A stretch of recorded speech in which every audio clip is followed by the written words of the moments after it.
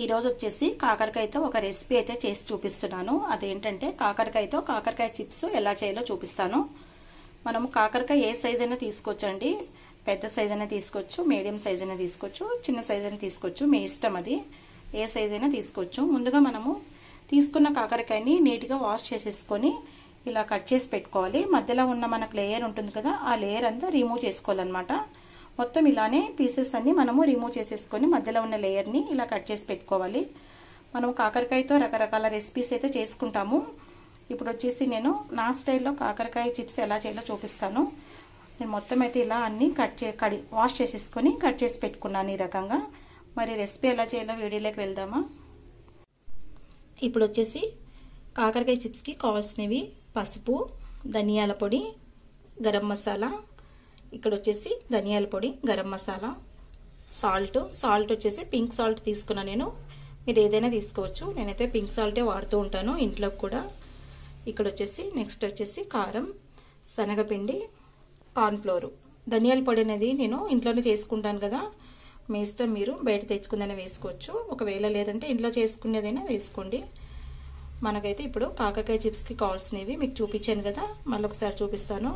కారం, పసుపు, ధనియాల పొడి, గరం మసాలా, సాల్ట్, శనగపిండి, కార్న్ఫ్లోరు. ఇవైతే మనకు చిప్స్ కావాల్సినవి.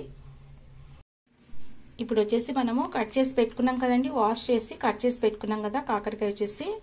వాటిలో మనము ఇందాక చూపించిన ఐటమ్స్ అన్ని వేసుకుందాము. సాల్ట్, ధనియాల పొడి, గరం మసాలా,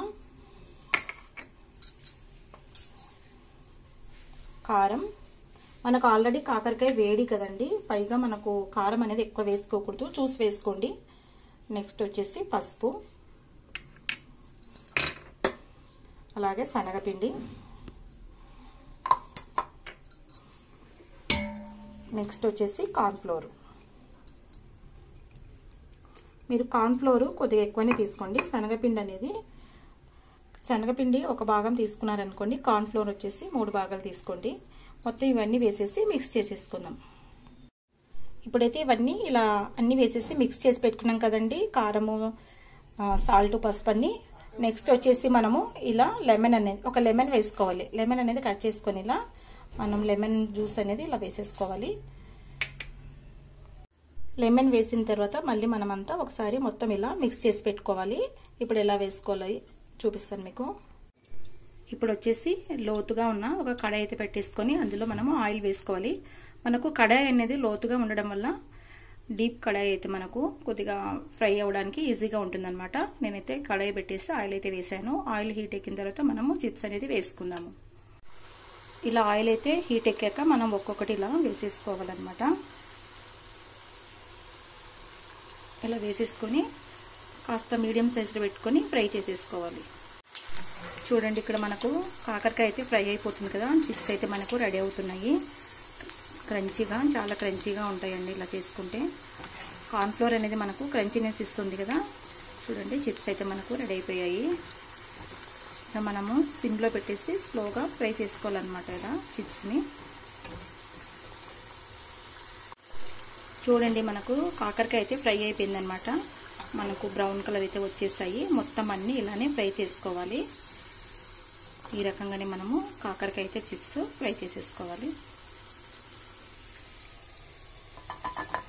చాలా టేస్ట్ ఉంటాయి, చాలా క్రంచీగా టేస్ట్గా ఉంటాయి. కాకరకాయ ఇష్టపడిన వాళ్ళు కూడా బాగా తింటారనమాట ఇలా ఫ్రై చేసి పెడితే. మనకు లెమన్ వేస్తాం కాబట్టి మనకు చేదు అనేది కనిపించదు. లేదంటే మీరు ముందుగా సాల్ట్ వాటర్లో అయినా నానబెట్టేసుకోండి. చూడండి, మనకైతే ఈ రకంగా ఫ్రై అయితే అయిపోయాయి అనమాట. ఈ కాకరకాయ చిప్స్ అయితే మనము పప్పుచారు లెక్కని, సాంబార్ లెక్కని, రసం లెక్కని మనము సైడ్ డిషెస్గా నంచుకోవచ్చు అనమాట. అలాగే ఈవినింగ్ స్నాక్స్గా కూడా తీసుకోవచ్చు. హెల్త్కి చాలా మంచిది కదా, చాలా టేస్ట్ ఉంటుంది. ఫైనల్గా మనకైతే కాకరకాయ చిప్స్ అనేది రెడీ అయిపోయాయి. చూడండి, ఎంతో క్రంచీగా, టేస్టీగా, చేదు లేకుండా కాకరకాయ చిప్స్ అయితే రెడీ అయిపోయాయి. షుగర్ ఉన్న వాళ్ళకు, డయాబెటీస్ పేషెంట్కి షుగర్ కంట్రోల్లో ఉంటుంది కదండి కాకరకాయ తినడం వల్ల. కానీ డీప్ ఫ్రై అనేది మంచిది కాదు. కాకపోతే పిల్లలు తినరు కదా, ఇలా చిప్స్ రూపంలో చేసి పెడితే పిల్లలు తింటారు ఇష్టంగా. మనకు లెమన్ వేసాం కదా, లెమన్ జ్యూస్ వేసాం కాబట్టి మనకు చేదు అనేది కనిపించదు. కాబట్టి కాకరకాయ అనేది ఏదో ఒక రూపంలో పిల్లలకి మనము తినేలాగా చేయాలంటే ఇలా చిప్స్ రూపంలో అప్పుడప్పుడు చేసి పెట్టండి. కాకరకాయ రెసిపీస్ చాలా ఉంటాయి. మనకు కాకరకాయ అనేది డయాబెటీస్ పేషెంట్స్ కి షుగర్ కంట్రోల్లో ఉంచుతుంది. అలాగే షుగర్ లేని వాళ్ళకు కూడా షుగర్ రాకుండా ఉంటుంది. వారానికి తప్పకుండా 2-3 సార్లు అయినా ఇలా చిప్స్ కానీ లేదా కర్రీస్ కానీ చేసుకోండి. హెల్త్ కి ఎంతో మేలు చేసే కాకరకాయ చిప్స్ అయితే రెడీ అయిపోయాయి. తప్పకుండా ఈ రెసిపీ ట్రై చేస్తారని అనుకుంటున్నాను. ఇలాంటి మంచి మంచి రెసిపీస్ కావాలంటే కొత్తగా ఎవరైనా మన ఛానల్ చూస్తున్నట్లయితే ప్లీజ్ సబ్స్క్రైబ్ చేయండి. మీరు సపోర్ట్ చేస్తేనే కదండి మనము మంచి మంచి వీడియోస్ చేయగలుగుతాము. చాలా టేస్ట్ ఉంటాయి, అస్సలు చేదనేదే ఉండదు. మనకు లెమన్ వేసాం కాబట్టి. ఈ వీడియో మీకు నచ్చినట్లయితే please like, share, comment, subscribe. Thank you for watching.